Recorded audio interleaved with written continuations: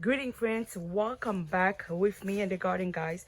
I'm showing you guys one of my peach tree who have peach already. I've been eating peach. Look at this peach tree. I have so many baby peaches on her, and she's on 20-gallon pot.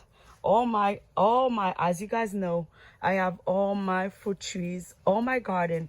Basically 89% of my garden is on pot. Not 89, 80% of my garden, guys, it's in pots, guys.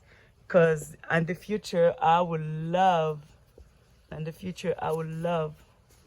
to move. It's good. I'm gonna eat it. I would love, when I'm moving, guys, it will be easy on me to just get my pots and leave. Yes, that's what I said. I add more leaves over here, and I pull up all those weeds.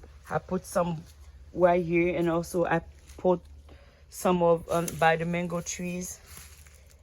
Yes, and my plan is to remove those flowers, put them on pots, because they keep coming like crazy. And this flower is the beautiful flowers, but it can take over your garden. I mean, I got here 1, 2, 3. I got 3 here. I need to pull them out, put them in pots. Oh my God, this is my experiment side here.